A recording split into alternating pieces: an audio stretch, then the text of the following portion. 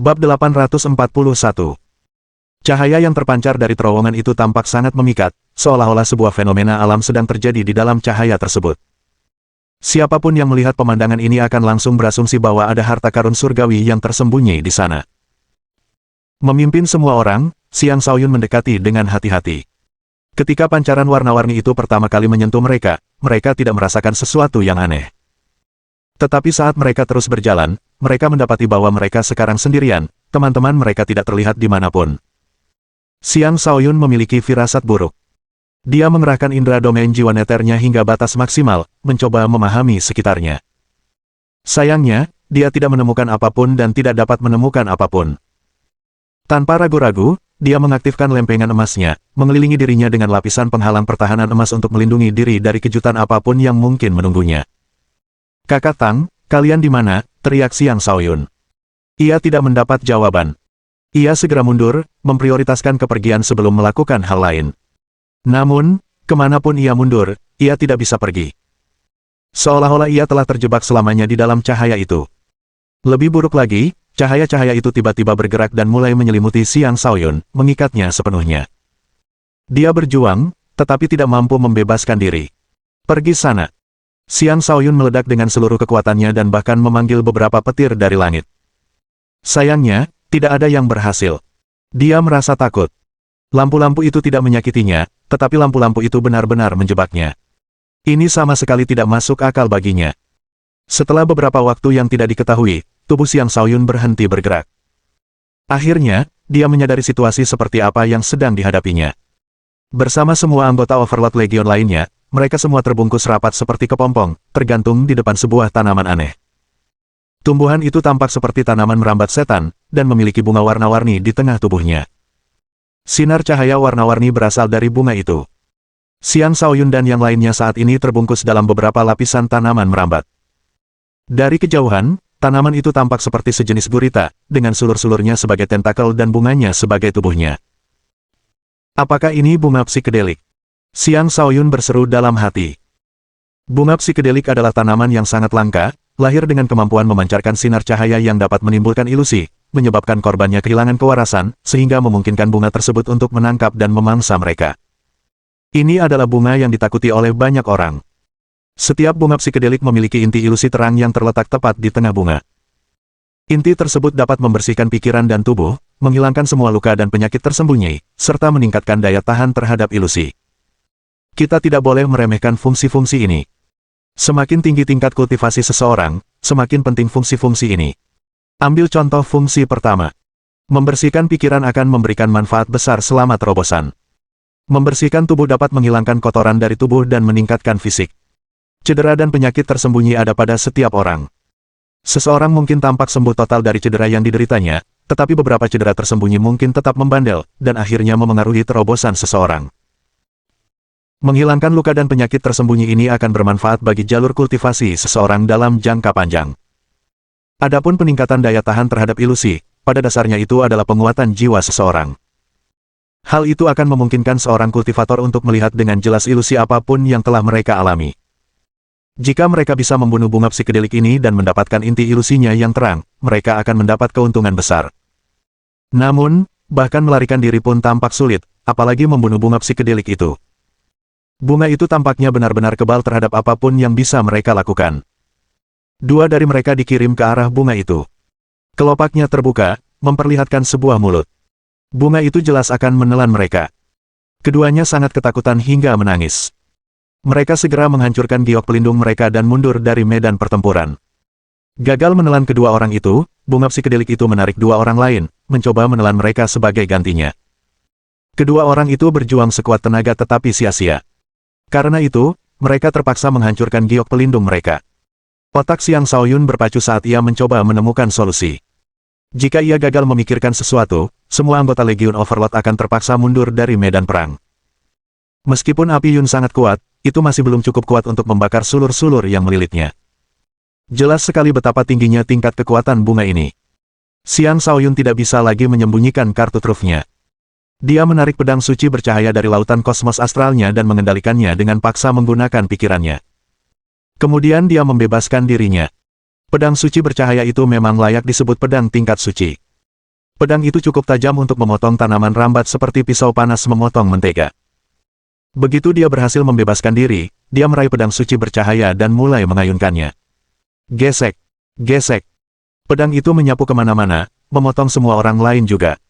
Akhirnya, bunga psikedelik itu merasakan sesuatu sedang terjadi. Cahaya pada kuncupnya berubah dan menjadi lebih psikedelik, seolah-olah mencoba menangkap mereka semua lagi.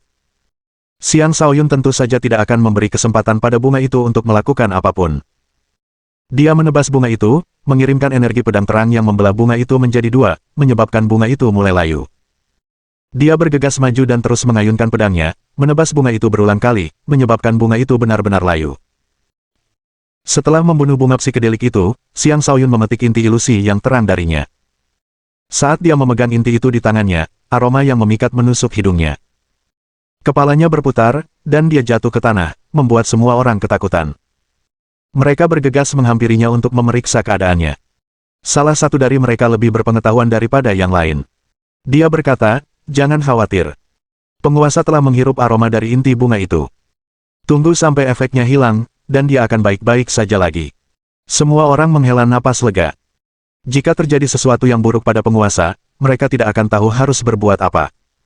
Bersihkan medan perang. Tanaman merambat ini adalah bahan pemurnian yang sangat baik, perintah Tang Longfei.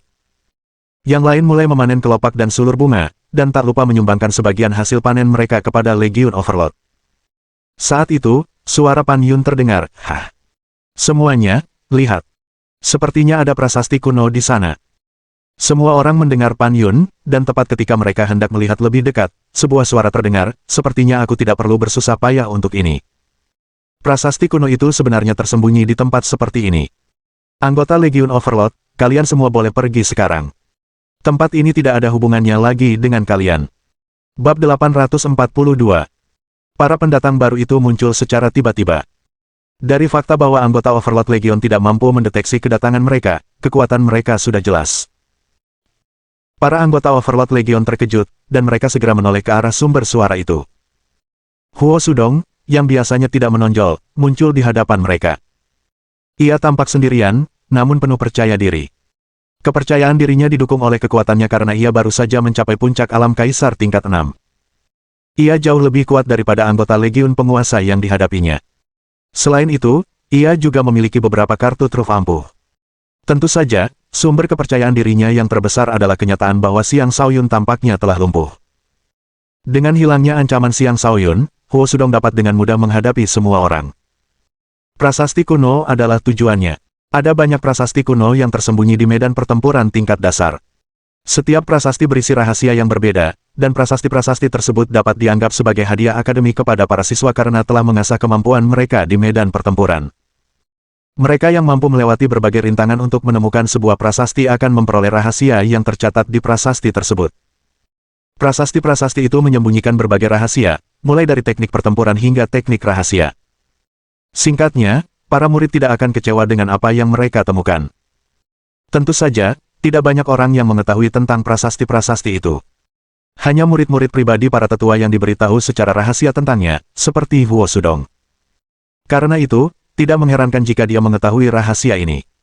Tang Longfei sudah lama mendengar tentang Huo Sudong dari Xiang Shaoyun. Saat itu, selama perjalanan mereka ke alam iblis, mereka masih belum menyadari betapa luar biasanya bakat Huo Sudong. Dia harus mengubah cara pandangnya terhadap Huo Sudong. Semuanya, serang bersama, perintah Tang Longfei, tanpa menunjukkan rasa takut. Masih ada sekitar 20 orang di antara mereka.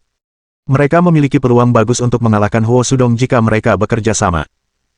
"Hehe, kau pikir aku akan melawan kalian semua sendirian?" "Naif sekali," kata Huo Sudong sambil mencibir sebelum mengeluarkan boneka perang. Boneka itu dibuat dari mayat seorang pria emas.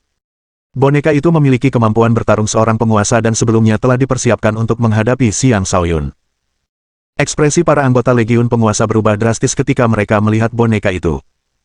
Mereka semua dapat merasakan bahwa itu bukanlah boneka biasa. Bahwa penguasa itu bersama kita. "Kita pergi," Tang Longfei berubah pikiran. Saat ini, Xiang Shaoyun tidak sadarkan diri. Akan sangat tidak bijaksana untuk mengambil risiko dan melawan Huo Sudong. Mereka mungkin akan menderita kerugian yang jauh lebih besar jika melakukannya. Namun, Huo Sudong mencibir dan berkata, kalian semua boleh pergi, tetapi Xiang Shaoyun harus tetap tinggal. Mustahil, jawab Tang Longfei dan yang lainnya dengan tegas. Itu bukan urusanmu, kata Huo Sudong dengan nada meremehkan. Kemudian dia memerintahkan bonekanya untuk menyerang. Xiang Shaoyun tiba-tiba membuka matanya, berdiri, dan berkata, karena kalian ingin aku tetap tinggal, aku akan tetap tinggal. Semua orang terkejut. Tak seorang pun dari mereka menyangka Xiang Shaoyun tiba-tiba sadar kembali. Apakah selama ini dia hanya berpura-pura? Sejujurnya, Xiang Shaoyun memang sempat pingsan. Namun, kekuatan psikedelik itu tidak terlalu efektif melawan jiwanya yang murni. Terlebih lagi, ia mendapat bantuan dari ikat kepala jiwa naga neter. Ia mampu melepaskan diri dari efek psikedelik dengan cepat. Tentu saja, dia tidak pernah menyangka bahwa dengan berpura-pura pingsan sebentar, dia bisa memancing musuhnya keluar ke tempat terbuka. Dia sangat senang. Sialan. Kau benar-benar berpura-pura. Huo Sudong mengumpat sambil mulai melarikan diri dengan bonekanya. Dia tidak tahu persis seberapa kuat Xiang Shaoyun, tetapi dia tahu pasti bahwa Xiang Shaoyun dapat dengan mudah membunuhnya bahkan dengan boneka emasnya di dekatnya. Jika aku membiarkanmu lolos lagi, mulai sekarang aku akan mengejar namaku terbalik, seru Xiang Shaoyun sambil berlari kencang. Seberkas cahaya melesat dari jarinya, mengarah ke belakang kepala Huo Sudong. Huo Sudong tidak berani meremehkan musuhnya. Dia segera mengerahkan pertahanannya hingga maksimal dan mengayunkan tangannya ke belakang, mencoba menangkis sinar itu. Segera terungkap bahwa serangan sinar itu hanyalah tipuan. Sosok Xiang Shaoyun menjadi buram saat ia mengalihkan fokusnya ke boneka itu. Pedang suci bercahaya muncul di tangannya saat ia mengayunkannya ke arah boneka itu. Dengan kilatan cahaya, boneka itu terbelah menjadi dua sebelum ada yang sempat bereaksi. Seluruh bulu kuduk Huo Sudong berdiri ketika ia menyadari nasib bonekanya. Ia tak menyangka Xiang Shaoyun benar-benar memiliki pedang setajam itu. Ia tak berani mencoba menyelamatkan bonekanya, dan ia melarikan diri secepat mungkin.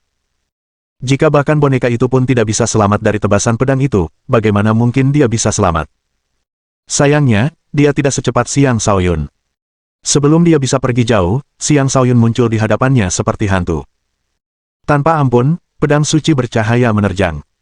Teknik pedang langit yang mempesona, posisi pertama, mempesona dan menarik perhatian. Sinar putih murni menyebar luas, cahaya menyilaukan itu memaksa Huo Sudong untuk menutup matanya. Merasakan niat Xiang Shaoyun untuk membunuh, Huo Sudong mempertimbangkan untuk menghancurkan giok pelindungnya dan mundur.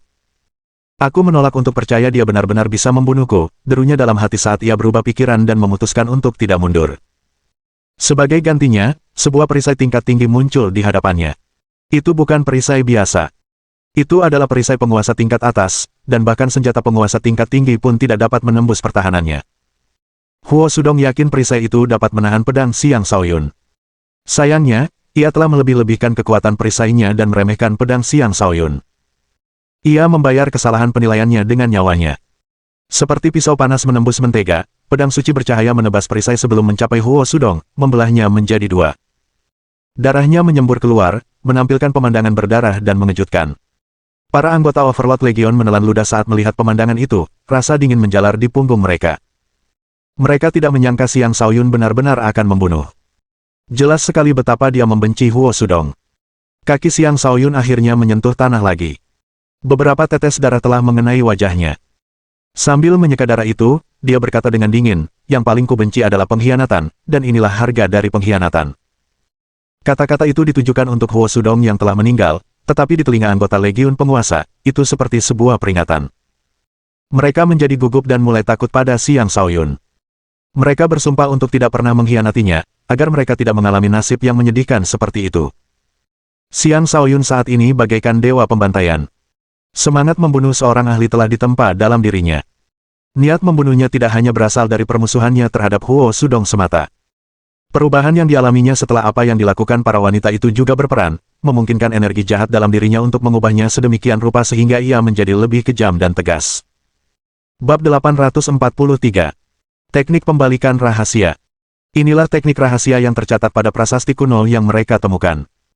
Itu adalah teknik penyembuhan rahasia, yang membutuhkan kemahiran tinggi dalam kekuatan kayu sebelum seseorang dapat mengembangkannya.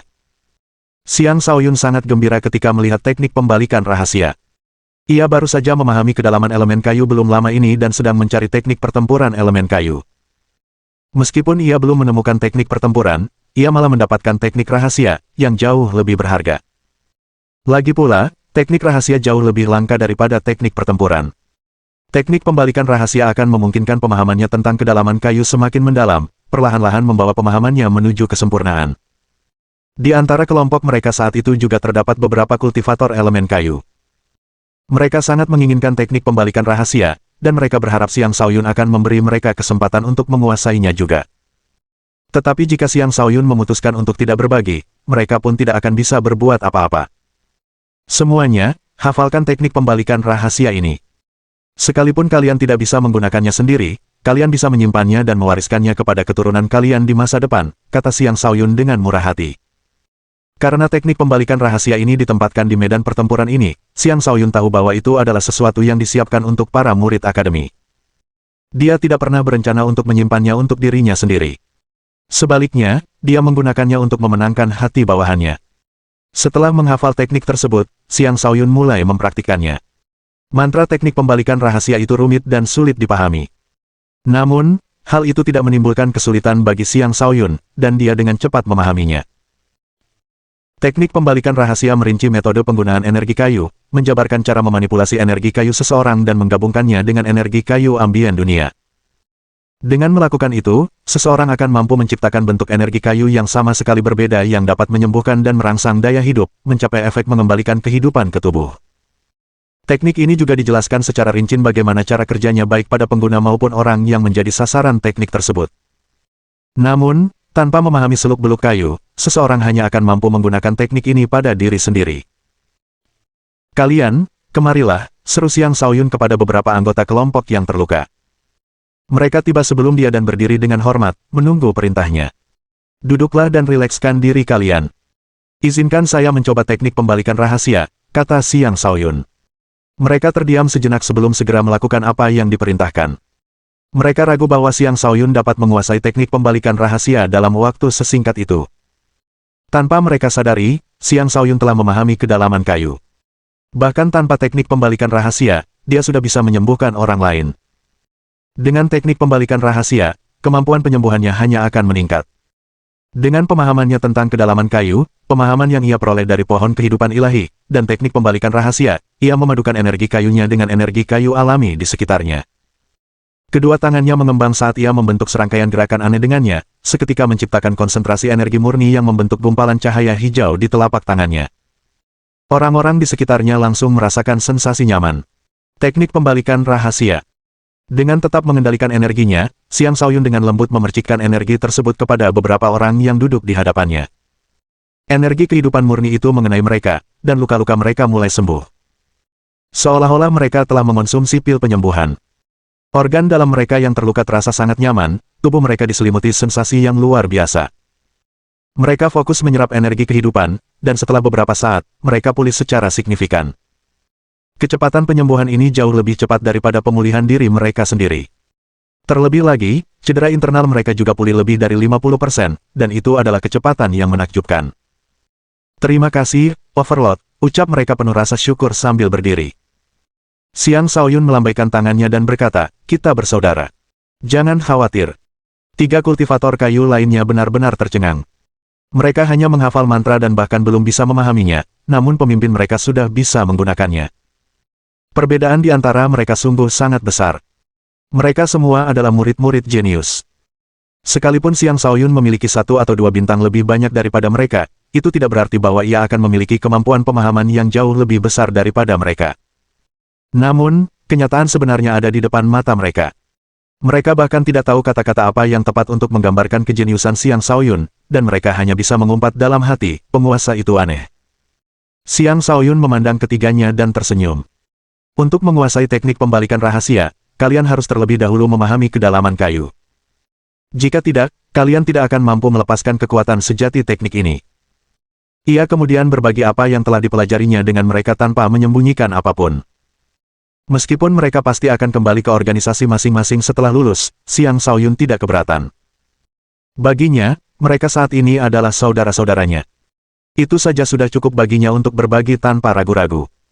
Mereka dipenuhi rasa syukur setelah pengalaman berbagi tersebut, dan kesetiaan mereka kepadanya meningkat pesat. Mereka tidak pernah membayangkan bahwa Xiang Shaoyun akan begitu murah hati. Tidak banyak orang yang mau melakukan apa yang dia lakukan. Yang lain juga terkejut dengan kemurahan hati Xiang Shaoyun. Mereka semua adalah kultivator jenius. Meskipun saat ini mereka berada di faksi yang sama, dalam arti tertentu, mereka masih merupakan pesaing. Mereka semua akan menyimpan kartu andalan dan rahasia mereka untuk diri sendiri. Itu adalah sifat egois yang dapat dimengerti yang dimiliki setiap orang. Namun Xiang Shaoyun membagikan rahasia-rahasia mendalam secara terbuka. Bisa dikatakan bahwa dia terlalu tidak mementingkan diri sendiri. Apakah dia benar-benar tanpa pamrih? Tidak juga. Dia sendiri merasa bahwa dia hanya sedikit murah hati dan belum mencapai tingkat tanpa pamrih. Bagaimanapun, dia tidak akan benar-benar tanpa pamrih karena hal-hal yang dianggapnya miliknya tidak akan pernah dilepaskan apapun yang terjadi.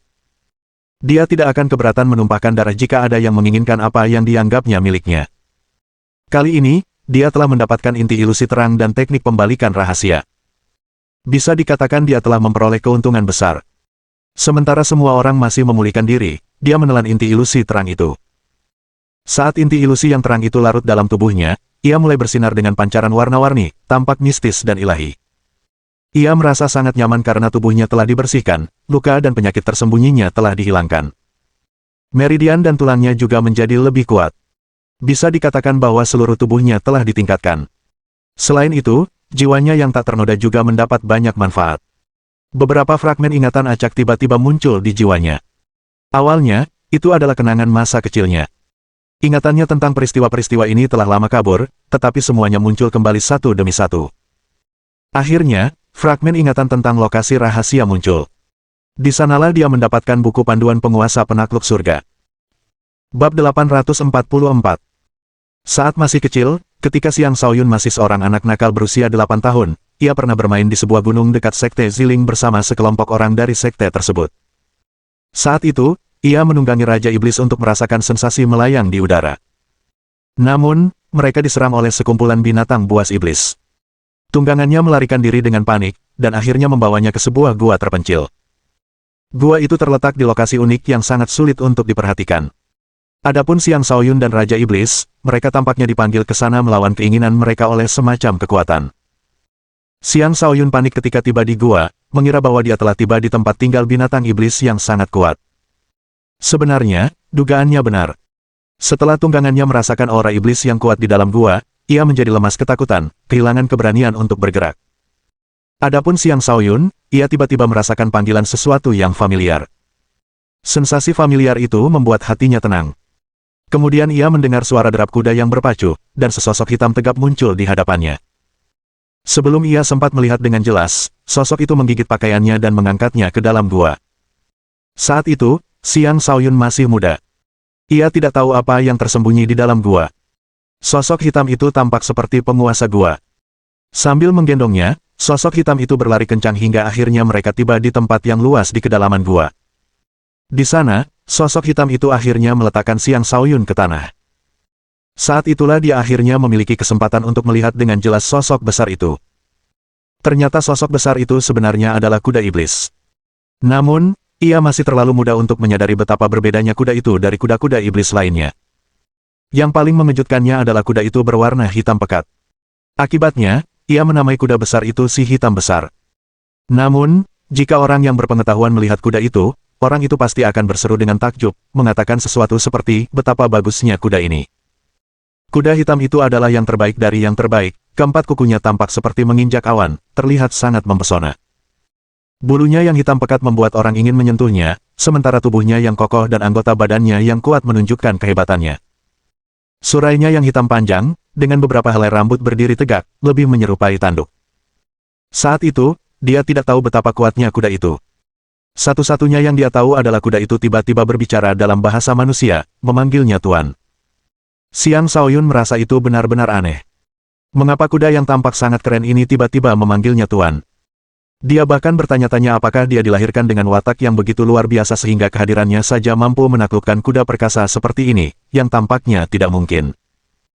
Big Black mulai menceritakan beberapa hal kepada Xiang Shaoyun, tetapi Xiang Shaoyun bahkan tidak ingat setengah dari apa yang dikatakan kuda itu kepadanya sejak ia masih kecil. Ia juga pingsan setelah itu. Namun sekarang, dengan munculnya kembali fragmen-fragmen ingatannya, ia mengingat kembali semua yang telah dikatakan kepadanya. Guru, aku telah menunggumu selama lebih dari 10.000 tahun. Akhirnya kau telah membentuk jejak reinkarnasi ke-10-mu. Ini patut dirayakan. Aku telah menjaga warisan ini untukmu selama ini. Kau masih terlalu muda sekarang, jadi kau belum bisa sepenuhnya menerima seluruh warisan. Tapi karena kau ada di sini, kau tidak bisa pergi dengan tangan kosong. Terimalah sebagian warisan dasar untuk saat ini. Setelah dewasa, kau akan bisa memahami asal-usulmu, kata Big Black dengan hormat sebelum mengangkat Xiang Shaoyun dan menempatkannya di atas formasi sederhana. Selanjutnya, ia mengaktifkan transmisi warisan melalui formasi tersebut. Xiang Shaoyun yang tidak tahu apa-apa menerima warisan dasar, menerima 9 langkah neter penguasa dan manual penguasa penakluk surga. Sayangnya, dia terlalu muda dan tidak memiliki dasar dalam pelatihan bela diri. Jika bukan karena bakat alami dari garis keturunan neter kekaisarannya, dia pasti sudah melupakan kedua teknik tersebut sepenuhnya. Mantra dari kedua teknik itu jelas terngiang di benaknya. Selain itu, teknik pedang pembunuh langit 9 penguasa secara lengkap juga bergema di benaknya. Ketiga teknik itulah yang digunakan penguasa tersebut untuk membangun legendanya kala itu. Akhirnya, mereka telah bersatu kembali dengan pemiliknya yang sah. Setelah menerima warisan itu, dia pingsan.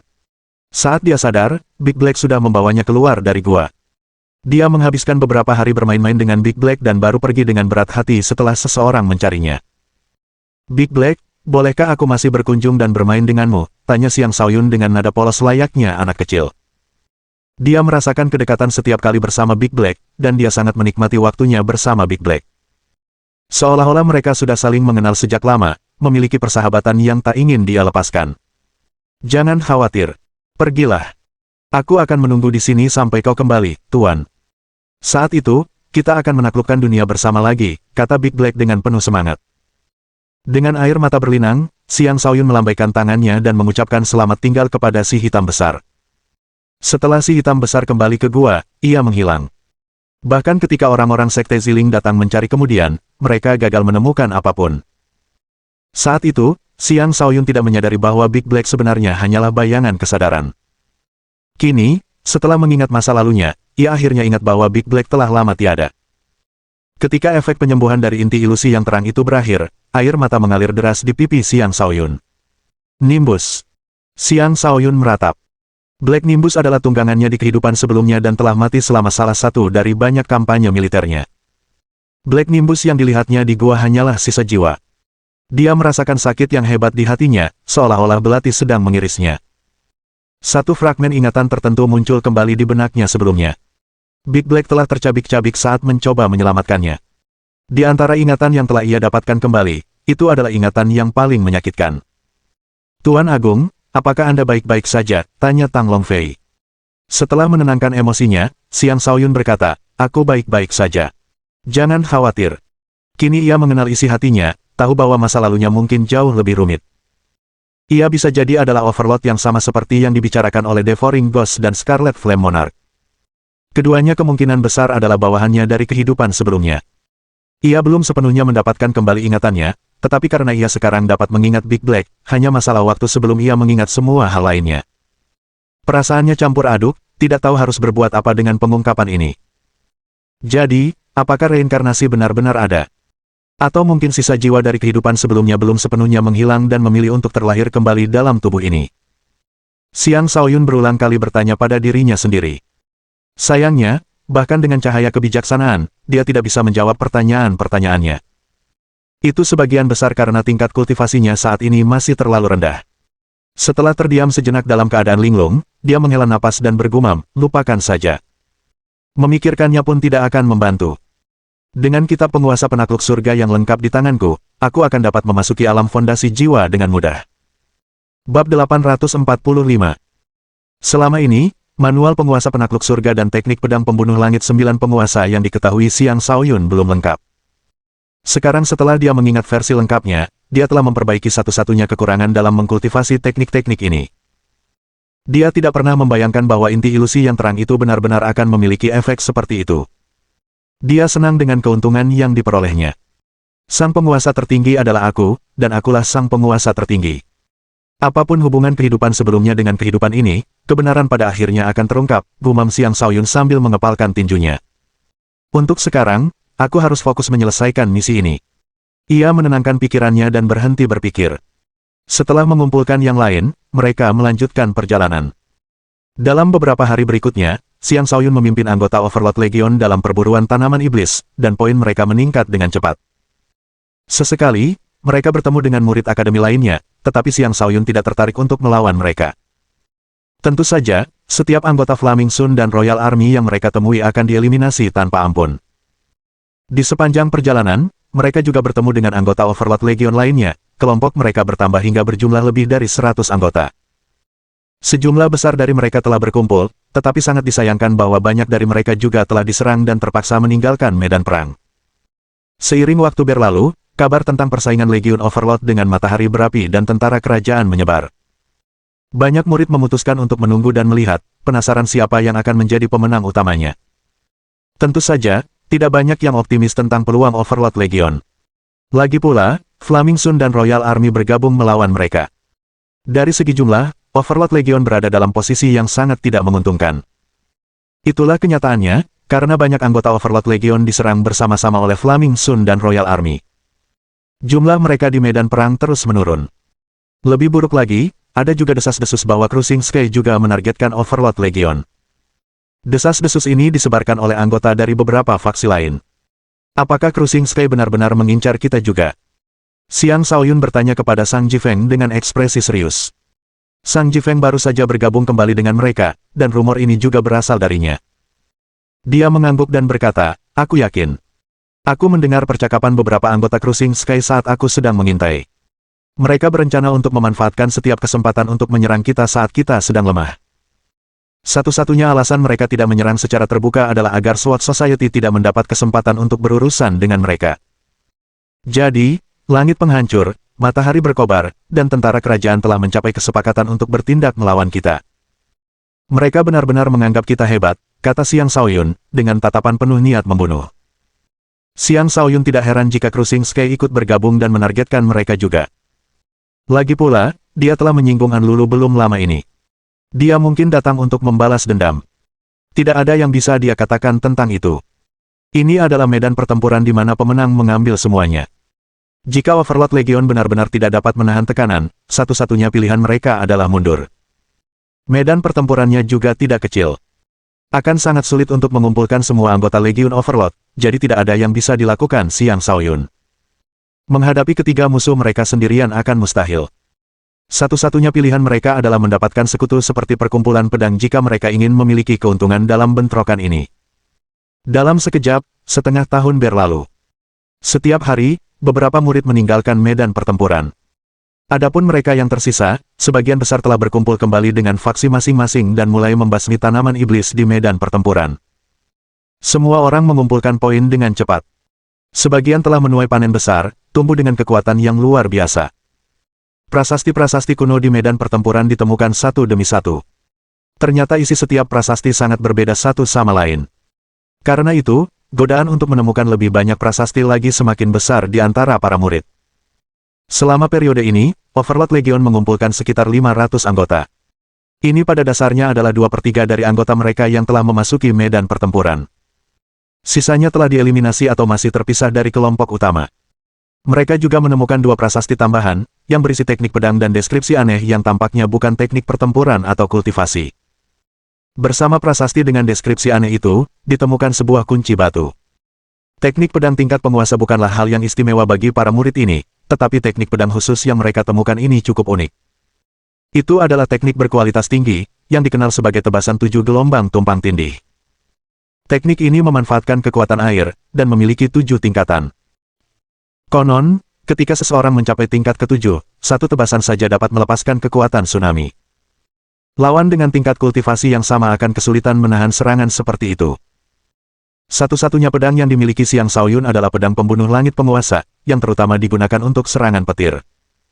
Jika dia ingin mengembangkan teknik ini, dia membutuhkan pedang elemen air. Alih-alih mengasah teknik tersebut, ia memutuskan untuk menyimpannya dalam pikirannya. Jika ada kesempatan, ia akan mengasahnya. Jika tidak, ya sudah. Adapun kunci batu yang ia peroleh dari prasasti lain, itu menarik. Berdasarkan deskripsi pada prasasti tersebut, kunci ini adalah salah satu dari 5 kunci yang ada. Kunci-kunci ini dapat digunakan untuk membuka ruangan rahasia. Adapun apa yang tersimpan di dalam ruangan itu, biarkan mereka berimajinasi. Karena Akademi telah membagi kunci menjadi 5 bagian dan membuat semuanya tampak begitu misterius, ruangan itu pasti berisi sesuatu yang penting. Mungkin ini adalah ujian terakhir medan pertempuran, dan seseorang dapat memperoleh keuntungan besar di dalam ruangan tersebut. Namun, mereka baru menemukan kunci ini secara tidak sengaja setelah setengah tahun. Mereka tidak tahu di mana keempat kunci lainnya berada. Karena itu, tidak akan mudah untuk masuk ke ruangan tersebut. Mereka baru saja menemukan prasasti lain. Prasasti ini juga berisi kunci batu, tetapi sayangnya kunci pada prasasti itu hilang. Jelas sekali ada orang lain yang mengambilnya. Sepertinya orang lain juga tahu tentang kunci-kunci itu. Aku penasaran apakah ada yang akan mampu mengumpulkan kelima kunci itu pada akhirnya, gumam Xiang Shaoyun. Kakak Tang, suruh seseorang menyebarkan berita bahwa kita memiliki salah satu kunci batu itu. Bukankah itu terlalu berisiko? Tanya Tang Longfei. Sudah pasti banyak orang ingin mengetahui rahasia kunci batu tersebut. Jika mereka menyebarkan berita bahwa mereka memilikinya, mereka akan menarik perhatian yang tidak diinginkan. Orang-orang akan mencoba merampok kunci mereka. Jumlah kita cukup besar. Selain beberapa faksi yang berani menantang kita, tidak akan ada yang berani memprovokasi kita. Dengan menyebarkan berita ini, kita bisa mengetahui siapa lagi yang memiliki kunci. Ini akan memudahkan kita untuk merampas kunci dari orang lain, kata Xiang Shaoyun. Tepat ketika Tang Longfei hendak menjawab, keributan terjadi tidak jauh dari mereka, dan sekelompok orang muncul di hadapan mereka. Ketika Xiang Shaoyun menoleh, wajahnya berubah muram. Dengan ekspresi tidak senang, dia memerintahkan, ayo kita pergi. Bab 846. Para pendatang baru itu tak lain adalah Han Chen Fei dan saudari-saudari klan Han dari Istana Gletser. Di belakang mereka terdapat sekelompok sekitar 20 orang. Mereka tampak agak menyedihkan jika dibandingkan dengan kelompok besar Xiang Shaoyun. Han Chen Fei adalah gadis tercantik kedua di akademi dengan daya tarik yang besar. Sayangnya, dia hanya merekrut kultivator es dan air ke dalam faksi miliknya. Karena itu, Istana Gletsernya tidak pernah bisa berkembang melewati tahap tertentu. Kali ini, Istana Gletser menderita kerugian besar. Banyak anggota mereka telah tewas, sementara beberapa lainnya masih hilang. Sebagai pemimpin muda istana, ia hanya memiliki kelompok kecil orang di sisinya. Jika ini terus berlanjut, hanya masalah waktu sebelum Istana Gletser sepenuhnya tersingkir dari medan perang. Sebagai pemimpin, Han Chen Fei akan kehilangan prestisenya, dan Istana Gletser akan terus mengalami kemunduran. Han Chen Fei tidak menyangka akan bertemu dengan pasukan Overlord di sini. Istana Gletser memiliki hubungan yang baik dengan pasukan Overlord, dan mereka pernah menjalin kerjasama. Karena itu, ia tentu berharap dapat membentuk aliansi dengan mereka. Namun, pasukan Overlord justru pergi begitu mereka bertemu. Dengan mata tajamnya, Han Chen Fei dapat melihat bahwa Xiang Shaoyun memimpin kelompok itu. Dia segera berteriak, Xiang Shaoyun, tunggu. Xiang Shaoyun bertindak seolah tidak mendengar apa-apa dan terus berjalan. Di dalam hatinya, dia masih marah pada Han Chen Fei dan para saudari itu. Bukan karena dia picik, tetapi dia sangat terluka oleh apa yang telah mereka lakukan. Han Chen Fei mempercepat langkahnya dan berdiri di hadapan Xiang Shaoyun. Dia berkata, Xiang Shaoyun, aku tahu kau masih marah pada kami, tetapi kami menyadari kesalahan kami. Maukah kau menerima permintaan maafku? Ini adalah pertama kalinya dia berbicara dengan nada seperti itu. Ekspresi sedih terpancar di wajahnya seolah-olah dia akan menangis. Ketika anggota Overlord Legion dan Glacier Palace melihatnya, mereka dipenuhi kekaguman terhadap Xiang Shaoyun sambil berpikir, sang Overlord memang sesuai dengan reputasinya. Bahkan wanita tercantik kedua pun telah tunduk padanya. Mereka semua merasa bahwa Han Chen Fei pasti menyimpan perasaan untuk Xiang Shaoyun. Jika tidak, dia tidak akan bersikap seperti ini di depannya. Dengan acuh tak acuh, Xiang Shaoyun berkata, aku menerima permintaan maafmu. Kita masih berada di medan pertempuran, dan kita perlu melanjutkan perburuan untuk mendapatkan lebih banyak poin. Aku tidak punya waktu untuk mengobrol denganmu. Ketika Han Chen Fei melihat sikap Xiang Shaoyun, dia merasa semakin sedih dan bertanya, apakah kau tidak lagi menganggapku sebagai teman? Hehe, teman. Aku, Xiang Shaoyun, tidak pantas, kata Xiang Shaoyun dengan seringai tanpa ampun. Lalu dia pergi begitu saja, sama sekali mengabaikan Han Chen Fei. Tuan Muda Xiang, tolong jangan marah pada kakak perempuan. Salahkan kami. Kami bisa menerima hukuman apapun, pinta Han Qianwei. Xiang Shaoyun telah menyelamatkan hidup mereka berkali-kali, tetapi para saudari itu tidak pernah tahu tempat mereka. Mereka bermimpi untuk berada di posisi yang setara dengannya, dan bercita-cita menjadi wanitanya. Akhirnya, mereka menyadari betapa besar jurang pemisah antara mereka dan dia. Mereka sangat menyesali tindakan mereka mengkritiknya selama kejadian itu. Di sampingnya, Han Xuewei juga memohon, Tuan Muda Siang, kami tahu kesalahan kami. Bisakah Anda memaafkan kami? Saudari-saudari itu memang tidak semenarik Han Chenfei, tetapi mereka tetaplah wanita-wanita cantik yang langka. Dengan meminta maaf seperti ini di depan umum, mereka menunjukkan rasa hormat yang besar kepada Xiang Shaoyun. Sayangnya bagi mereka, Xiang Shaoyun tetap tidak terpengaruh. Ia berkata dengan acuh tak acuh, tidak perlu bicara seperti itu. Urusan kalian tidak ada hubungannya dengan saya, jadi tidak ada yang perlu dimaafkan. Saya sedang sibuk, jadi saya permisi. Kedua saudari itu merasa tubuh mereka menjadi dingin ketika menyadari bahwa Xiang Shaoyun bermaksud untuk memisahkan mereka secara jelas. Han Chenfei tak tahan lagi dan berteriak dengan marah, apakah kau masih laki-laki, Xiang Shaoyun? Mengapa kau begitu picik? Pikirkan saja apa yang kamu mau, jawab Xiang Shaoyun dengan acuh tak acuh. Dia sudah tidak peduli lagi dengan percintaan. Karena itu, apa yang mereka pikirkan tidak lagi menjadi urusannya. Kau tidak boleh pergi. Aku ingin kau membayar hutangmu padaku sekarang juga, teriak Han Chenfei dengan marah. Xiang Shaoyun berhenti, berbalik, dan berkata, katakanlah. Bagaimana kau ingin aku membalas budimu?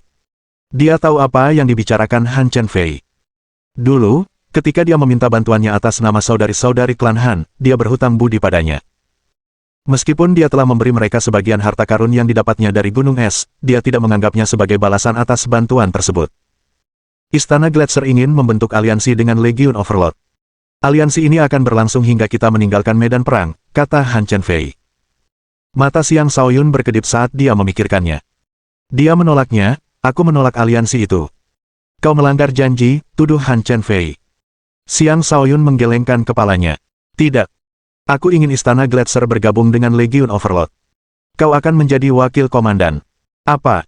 Itu tidak bisa diterima. Tuan Muda Istana, mari kita pergi. Kita tidak perlu memohon padanya, kata seseorang dari Istana Gletser. Yang lain juga menyuarakan sentimen yang sama. Ini tidak berbeda dengan menginjak-injak mereka saat mereka sedang jatuh. Xiang Shaoyun tidak peduli. Dia menatap Han Chenfei dengan tenang, menunggu jawabannya. Han Chenfei tidak menyangka Xiang Shaoyun akan memanfaatkan kesempatan ini untuk mengajukan permintaan seperti itu. Kemarahannya lenyap, digantikan oleh ketenangan sepenuhnya. Senyum terukir di wajahnya saat dia bertanya, apakah kau yakin? Ya, Xiang Shaoyun membenarkan. Baiklah. Istana Gletser akan bergabung dengan Legiun Penguasa. Mulai sekarang, Istana Gletser tidak ada lagi, Han Chenfei setuju tanpa basa-basi. Para anggota Istana Gletser tercengang. Mereka tidak mengerti alasan di balik keputusannya. Sedangkan para anggota Legion Overlord, mereka sangat gembira. Saat ini, mereka menghadapi musuh dari segala sisi. Dengan bergabungnya anggota Istana Gletser, kekuatan mereka akan bertambah. Terlebih lagi, mereka juga akan mendapatkan bantuan dari orang luar biasa seperti Han Chenfei.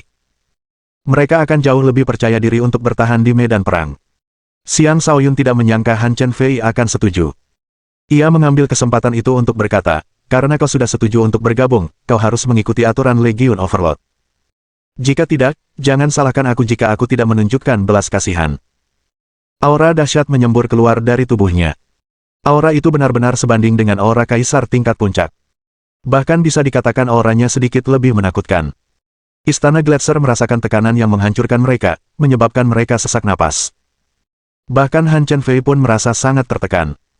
Ia sangat terkejut saat berpikir, kekuatannya benar-benar telah mencapai level ini. Dia melambaikan tangannya ke arah anggota Istana Gletser dan berkata, semuanya, mari kita sambut penguasa tertinggi. Tentu saja, jika ada yang ingin pergi sekarang, aku tidak akan menyalahkan kalian.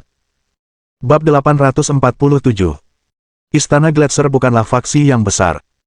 Jika mereka bergerak sendirian, hanya masalah waktu sebelum mereka sepenuhnya tersingkir dari medan perang. Di bawah tekanan eliminasi, hanya sejumlah kecil dari mereka yang tersisa karena mereka tidak senang dengan keputusan Han Chenfei. Sekali lagi, Overlord Legion bertambah besar. Penambahan sekitar 20 anggota tidak banyak mengubah keadaan, tetapi kehadiran Han Chenfei sangat penting. Xiang Shaoyun tidak terlalu memikirkan penggabungan itu.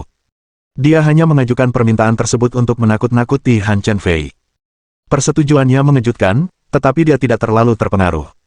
Meskipun dia masih memperlakukan ketiga wanita itu dengan dingin, Legion Overlord akan mendapat manfaat dari penggabungan ini. Xiang Shaoyun memerintahkan kelompok itu untuk melanjutkan pencarian mereka terhadap prasasti kuno. Ketertarikannya benar-benar terpicu oleh pintu terkunci yang penuh rahasia itu. Tuan, saya ada yang ingin saya laporkan. Han Chen Fei segera menyesuaikan diri dengan perannya dan mengubah cara dia memanggilnya. Dia tidak memilih untuk bergabung dengan Overlord Legion karena keputusan yang gegabah. Sebaliknya, itu adalah pilihan terbaiknya saat ini. Meskipun dia memiliki kekuatan penggalangan dukungan yang cukup baik di akademi, karena sifat Istana Gletser, mereka sangat terbatas dalam hal perekrutan. Dia sudah mulai menyesali keputusannya sejak mendirikan faksi tersebut. Sudah terlambat untuk berubah, dan karena Xiang Shaoyun mengajukan permintaan seperti itu, dia memutuskan untuk menurutinya saja. Lagi pula, Ouyang Chuanqi pun sangat menghormati Xiang Shaoyun. Ini adalah pertaruhan yang layak diambil. Lebih penting lagi, dia bisa memanfaatkan kesempatan ini untuk menghabiskan lebih banyak waktu bersama Xiang Shaoyun dan menghilangkan permusuhan di antara mereka. Ada apa? Tanya Xiang Shaoyun, menggunakan nada seorang atasan yang berbicara kepada bawahan. Han Chen Fei mengerutkan bibirnya saat dia berkata, saya melihat Xia Yunxi dan Zhan Wushuang sebelumnya. Xiang Shaoyun mengerutkan kening. Lalu kenapa? Xia Yunxi adalah cinta pertamanya, seorang wanita yang telah meninggalkan jejak mendalam di hatinya. Dia telah membunuh Dilin, tetapi dia tidak pernah repot-repot membuat masalah untuknya.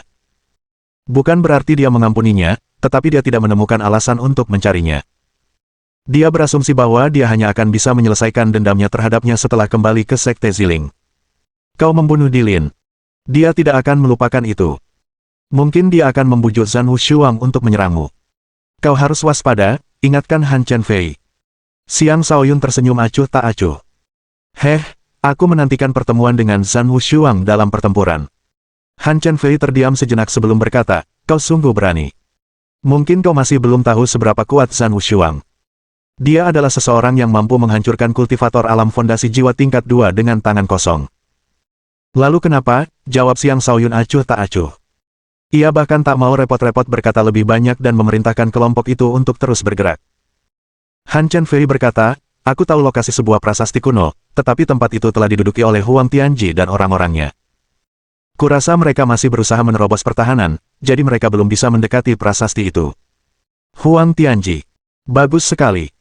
Silakan tunjukkan jalannya, kata Xiang Shaoyun dengan sedikit kegembiraan di matanya.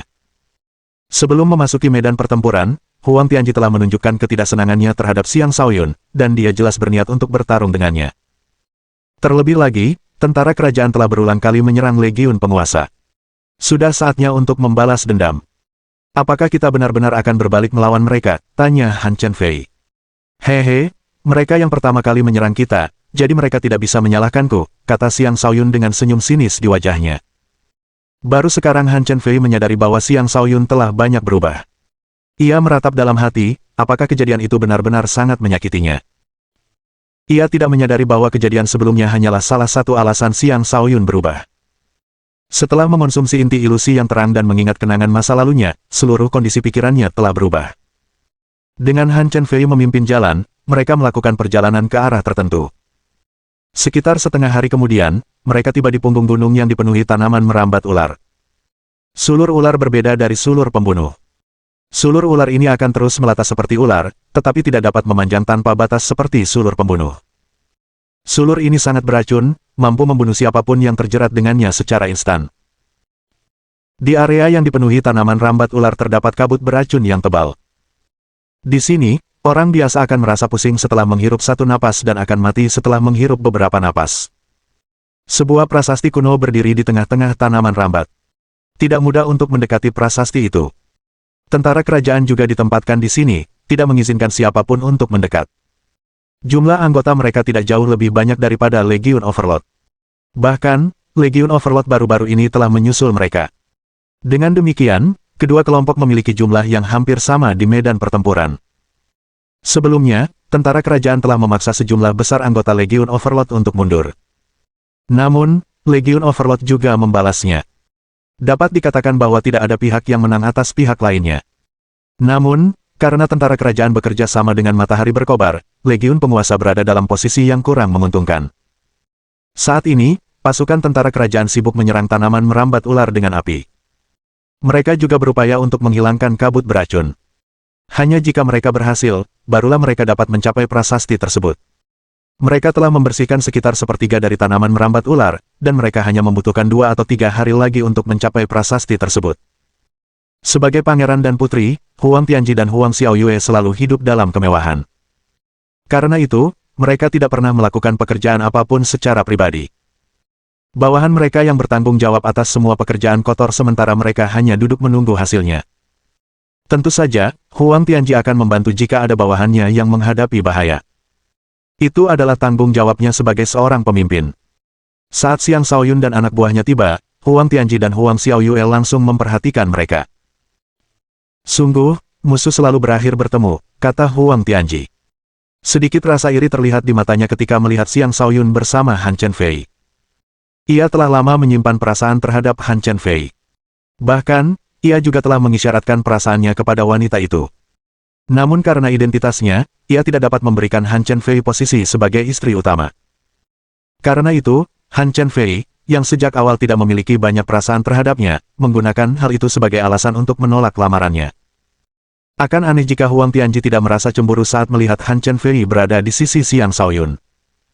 Kakak, apakah kau benar-benar akan bertindak melawannya? Tanya Huang Xiaoyue dengan cemas. Dia sudah berkali-kali menindasmu. Itu tindakan yang sangat tidak sopan. Aku tidak akan menunjukkan belas kasihan padanya, jawab Huang Tianji dengan tegas. Semuanya, hentikan apa yang kalian lakukan. Berkumpul. Atas perintahnya, para anggota Angkatan Darat Kerajaan menyadari apa yang sedang terjadi dan dengan cepat kembali ke sisinya. Memimpin Legiun Overlord, Xiang Shaoyun berdiri di hadapan pasukan kerajaan. Dengan senyum sinis di wajahnya, dia berkata, Legiun Overlord akan mengambil alih tempat ini. Pergi sana kalau kalian sok pintar. Bab 848. Di masa lalu, Xiang Shaoyun selalu menjadi pemuda yang baik hati. Dia memiliki temperamen yang baik dan tidak akan memprovokasi siapapun yang tidak memprovokasinya terlebih dahulu. Namun kini, ia telah mendapatkan kembali sebagian besar karakter masa lalunya. Sifatnya yang mendominasi kembali terlihat. Karena tentara kerajaan telah memprovokasinya, ia telah mencari kesempatan untuk membalas dendam kepada mereka. Huang Tianji dan Huang Xiaoyue terkejut dengan kata-kata berani Xiang Shaoyun, tetapi mereka tidak takut padanya. Dengan nada dingin, Huang Tianji berkata, aku belum mencarimu, tapi kau malah datang ke pangkuanku. Hari ini, aku akan memberimu pelajaran atas nama adikku. Kau akan tahu bahwa kami, para bangsawan, tidak akan pernah bisa ditindas. Dia melangkah maju, dan sebuah kehadiran yang dahsyat muncul dari tubuhnya. Seekor naga yang hampir 90% terbentuk muncul dan meraung dari punggungnya, memperlihatkan taringnya dan mengacungkan cakarnya dengan mengerikan. Huang Tianji mengolah aura perang kerajaan yang memberinya kedekatan alami dengan aura naga. Meskipun dia masih sedikit jauh dari mencapai alam kenaikan naga tingkat ke-9, dia sudah menunjukkan kekuatan seorang kaisar tingkat puncak. Kekuatan Huang Tianji setara dengan Yu Xiang dan Ouyang Chuanqi. Dia sama sekali bukan orang yang bisa dianggap remeh. Ketika orang-orang tentara kerajaan merasakan aura yang dipancarkan Huang Tianji, semangat mereka bangkit. Tidak ada yang bisa meningkatkan moral seseorang sebaik memiliki pemimpin yang kuat. Hehe, kau tidak pantas melawanku. Akan kuserahkan pada wakil komandanku, Han, untuk menghadapimu, kata Xiang Shaoyun sambil mencibir. Ia melirik Han Chenfei, niatnya jelas. Han Chenfei terdiam sejenak sebelum melangkah maju dan menjawab, baiklah. Aku akan melawannya. Dalam hati, dia bergumam, apakah orang ini sama sekali tidak memiliki kasih sayang terhadap kaum wanita. Dia juga sepenuhnya melepaskan auranya, memperlihatkan kekuatan yang tidak jauh lebih lemah dari Huang Tianji. Dia sebenarnya juga telah mencapai tahap ke-8. Namun, dia baru saja mencapai tahap ke-8 dan masih cukup jauh dari puncak alam kenaikan naga tahap ke-8. Namun bagi para kultivator jenius, celah kecil itu bukanlah apa-apa. Semua orang tercengang. Tak seorang pun menyangka bahwa Han Chenfei akan bertindak atas nama Xiang Shaoyun. Lebih penting lagi, dari perkataan Xiang Shaoyun, tampaknya Han Chenfei sekarang juga menjadi anggota Overlord Legion. Siapa yang tidak tahu bahwa Han Chenfei telah mendirikan Istana Gletser? Apa yang sebenarnya terjadi di sini? Apakah seluruh Istana Gletser telah ditelan oleh Legiun penguasa? Kakak Chenfei, apa yang kau lakukan? Mengapa kau membantu orang bau itu? Tanya Huang Xiaoyue dengan tidak senang. Huang Tianji juga menatap Han Chenfei dengan tidak senang. Namun, sebagian besar amarahnya masih tertuju pada Xiang Shaoyun. Sudah menjadi rahasia umum bahwa dia menyimpan perasaan untuk Han Chenfei. Sekarang, Xiang Shaoyun membuatnya bertarung dengannya. Itu benar-benar keji. Han Chen Fei dengan lembut menyisir rambutnya dan memperlihatkan senyum tak berdaya sambil menjawab, sekarang aku adalah anggota Legiun Penguasa. Oleh karena itu, aku hanya bisa menuruti perintah penguasa. Han Fei, kenapa kau melakukan ini? Tanya Huang Tianji dengan marah. Apa yang kulakukan tidak ada hubungannya denganmu. Kau bisa melawanku atau pergi bersama orang-orangmu. Kau tidak punya pilihan lain, kata Han Chen Fei dengan tegas. Di sampingnya, Xiang Shaoyun berdiri dengan santai, menunggu jawaban Huang Tianji. Senyum nakal teruk di wajahnya, membuat Huang Xiaoyue menggertakkan giginya karena marah saat melihatnya, ingin sekali memukul wajahnya beberapa kali. Yang mulia, izinkan saya menanganinya, tawar seorang pria berpenampilan biasa dari pihak Huang Tianji. Dia mungkin tampak biasa saja, tetapi dia memiliki reputasi yang cukup baik di akademi. Dia tak lain adalah Wang Yufeng, yang pernah diuji dan terbukti memiliki fisik bintang 8 tingkat tinggi. Perawakannya sebanding dengan Dilin, dan dia beberapa tahun lebih tua dari Dilin. Karena itu, dia lebih kuat dan telah mencapai alam kenaikan naga tahap ke-7. Dia berada di peringkat ke-13 dalam daftar naga Phoenix. Dengan kekuatannya, dia bahkan bisa mendirikan faksi sendiri. Namun, dia memutuskan untuk menjadi bawahan Huang Tianji. Pasti ada kisah yang belum terungkap di balik keputusan itu. Wang Yufeng adalah kepala dari 4 penjaga agung tentara kerajaan. Dengan menantang Han Chen Fei, dia menyelamatkan Huang Tianji dari rasa canggung karena harus menghadapinya secara langsung. Bagaimanapun, dialah satu-satunya anggota tentara kerajaan yang mampu menandingi Han Chen Fei. Tidak ada orang lain yang memenuhi syarat. Bagus. Xiang Shaoyun, aku akan melawanmu sebagai gantinya, Huang Tianji meraung keras sambil menyerang. Baiklah. Semuanya, ke posisi masing-masing. Hancurkan mereka, kata Xiang Shaoyun sambil mencibir. At perintahnya, para anggota Overlord Legion dengan cepat bergerak ke posisi masing-masing sebelum melancarkan serangan tanpa ampun ke arah tentara kerajaan. Tentara kerajaan benar-benar tercengang. Bukankah beberapa saat yang lalu mereka baru saja membicarakan pertempuran individu? Mengapa orang-orang dari Legion Overlord tiba-tiba terlibat dalam pertempuran skala besar? Itu terlalu tercela. Xiang Shaoyun, dasar bajingan. Semuanya, serang bersama. Hancurkan pasukan Overlord dan tunjukkan kekuatan tentara kerajaan. Huang Tianji meraung dengan marah. Pertempuran meletus, dan skala medan perang meluas secara besar-besaran. Gemuruh. Gemuruh. Banyak serangan energi saling berbenturan, dan ledakan terus bergemuruh. Seluruh dunia tampak berguncang. Karena Legion Overlord telah menerima perintah mereka terlebih dahulu dan telah menerima pelatihan di bawah Zhuge Zantian, mereka sangat kuat ketika bertempur dalam formasi pasukan. Tentara kerajaan benar-benar tertindas, dan mereka terjerumus ke dalam kekacauan total. Banyak dari mereka dikalahkan oleh serangan pertama dan terpaksa mundur dari medan perang. Serangan mendadak Xiang Shaoyun memang tercela, tetapi tidak ada istilah terlalu banyak tipu daya dalam perang. Di medan perang, tidak perlu membicarakan keadilan. Bajingan, aku akan membantaimu, Huang Tianji belum pernah mengalami kekalahan seperti ini sebelumnya. Dia meraung marah saat tombak perak putih muncul di tangannya. Dia mengayunkan tombak itu ke depan, mengirimkan bayangan naga putih yang menerkam ke arah Xiang Shaoyun. Aura perang kerajaan memang pantas mendapatkan reputasi itu. Saat Huang Tianji menyerang, ia melepaskan kekuatan tempur yang lebih tinggi daripada banyak kaisar tingkat puncak. Naga putih yang ia ciptakan memiliki panjang beberapa ratus meter, cukup kuat untuk memaksa bahkan para penguasa biasa untuk mundur. Huang Tianji mengarahkan serangannya tepat ke dada Xiang Shaoyun, bermaksud untuk menyingkirkan lawannya di depan umum. Namun, Xiang Shaoyun tidak tertarik pada bentrokan langsung. Dia dengan cepat mundur dan berteriak pada Han Chen Fei, "Wakil Komandan Han, apa yang kau tunggu?" Bisa dibilang Xiang Shaoyun benar-benar terlalu licik. Bahkan sekarang, dia masih berusaha membuat Han Chen Fei menyerang Huang Tianji. Han Chen Fei tidak ragu-ragu. Dia menghentakkan kakinya ke tanah, dan tubuhnya yang lentur melesat ke arah Huang Tianji. Seketika, serangan dingin menghantamnya. Bab 849. Meskipun Han Chen Fei hanyalah seorang kultivator tingkat 8 alam kenaikan naga yang baru, dia mampu menunjukkan kemampuan bertarung yang setara dengan Huang Tianji. Dengan energi dingin ekstrim yang menyelimuti tubuhnya, dia adalah lawan yang sangat sulit. Huang Tianji tidak mau berhadapan dengan Han Chen Fei, dan ia terpaksa bertahan secara pasif melawan serangannya. Ia berteriak, "Chen Fei, apakah kau benar-benar akan melawanku? Mundurlah saja. Aku tidak punya pilihan selain melakukan apa yang diperintahkan," jawab Han Chen Fei dengan tegas. Tatapan Huang Tianji menjadi dingin saat aura pertempuran di sekitarnya mengeras. Dia meraung dengan marah, karena kau tidak peduli dengan persahabatan kita, biarkan aku memutuskannya dengan tanganku sendiri. Dia adalah seorang pangeran, dan dia memiliki harga diri. Dia telah bersabar dengan Han Chen Fei untuk waktu yang sangat lama, dan hari ini, kesabarannya akhirnya habis. Dia berasal dari keluarga bangsawan dan memiliki bakat luar biasa dalam kultivasi. Dia tidak pernah kekurangan wanita, dan karena Han Chen Fei tidak membalas perasaannya, dia memutuskan untuk memutuskan hubungan di antara mereka sepenuhnya. Setelah meledak dengan kekuatan penuh, auranya sepenuhnya menekan aura wanita itu. Namun, tetap saja tidak akan mudah baginya untuk mengalahkan wanita itu sepenuhnya. Adapun Xiang Shaoyun, saat ini ia sedang menghadapi Wang Yufeng. Wang Yufeng adalah kultivator alam kenaikan naga tingkat 7 yang lahir dengan fisik elemen bawaan. Dengan demikian, ia dapat melepaskan kemampuan bertarung seorang kultivator alam kenaikan naga tingkat 8.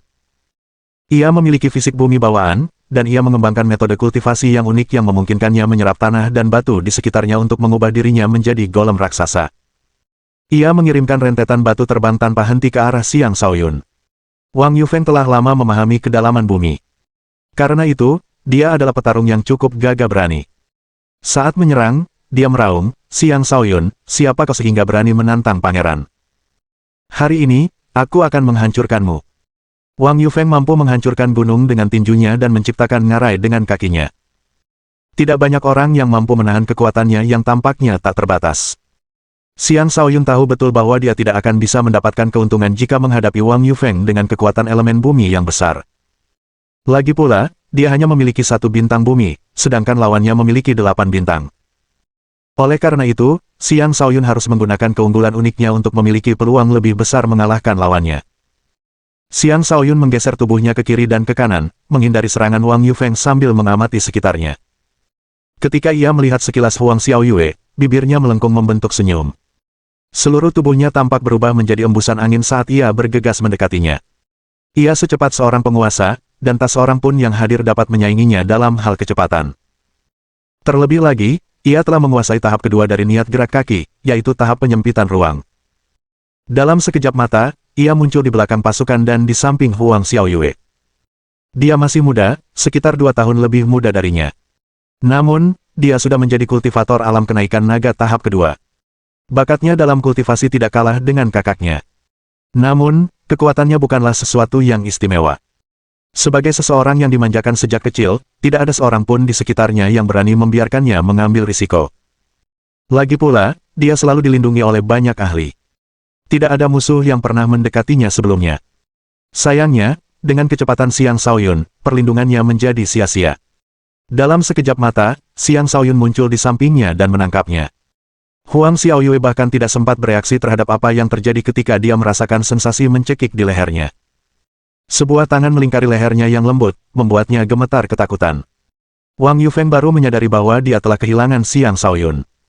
Ketika akhirnya dia menemukan Xiang Shaoyun lagi, dia tahu keadaan telah memburuk. "Xiang Shaoyun, dasar pengecut. Lepaskan putri itu." Wang Yufeng meraung. Namun, Xiang Shaoyun mengabaikannya. Sebaliknya, dia berteriak kepada tentara kerajaan, "Para prajurit tentara kerajaan, dengarkan. Letakkan senjata kalian dan menyerah, atau kalian bisa mengucapkan selamat tinggal kepada putri kesayangan kalian." Sambil berbicara, ia menyelimuti Huang Xiaoyue dengan energi penyegel yang kuat, mengunci kultivasinya sepenuhnya. Dengan begitu, dia tidak bisa menghancurkan giok pelindungnya untuk pergi jika dia mau. Lagi pula, jika dia melakukannya, rencananya akan gagal. Huang Xiaoyue tidak pernah menyangka Xiang Shaoyun akan memperlakukannya dengan kasar. Namun, dia bahkan tidak bisa berkata-kata dan hanya bisa menggerutu dalam hati, "Bajingan ini, kenapa dia begitu kasar? Aku akan memberinya pelajaran saat aku senggang." Huang Tianji juga mendengar tuntutannya. Setelah mendorong Han Chen Fei menjauh, dia bergegas menuju Xiang Shaoyun dan berteriak, "Xiang Shaoyun, bebaskan adikku, atau aku akan memburumu sampai kau mati." Huang Tianji sangat menyayangi adik perempuannya. Jika tidak, dia tidak akan meminta maaf kepada Xiang Shaoyun atas nama adiknya. Namun sekarang, Xiang Shaoyun benar-benar telah menculik adiknya. Itu adalah provokasi besar yang membuatnya sangat marah. "Jangan terlalu dekat. Jika kau membuatku gugup, aku mungkin tanpa sengaja salah gerakkan tangan dan melukainya." "Kau tidak ingin itu terjadi, kan?" kata Xiang Shaoyun dengan santai. Huang Tianji terpaksa berhenti. Dengan amarah di matanya, dia menuntut, "Lepaskan dia, dan kami akan membiarkanmu memiliki tempat ini." Dia telah mengambil keputusan yang teguh, dan dia yakin Xiang Shaoyun akan setuju. Namun, Xiang Shaoyun mengangkat satu jari dan melambaikannya sambil berkata, tidak, syarat itu tidak pantas untuk seorang putri bangsawan. Apa yang kau inginkan? Tanya Huang Tianji. Sederhana saja. Seluruh tentara kerajaan harus mundur dari medan perang, kata Xiang Shaoyun sambil tersenyum sadis. Mustahil. Huang Tianji dengan tegas menolak. Jika mereka mundur, itu bukan hanya kerugian bagi mereka. Itu juga akan mengecewakan anggota mereka.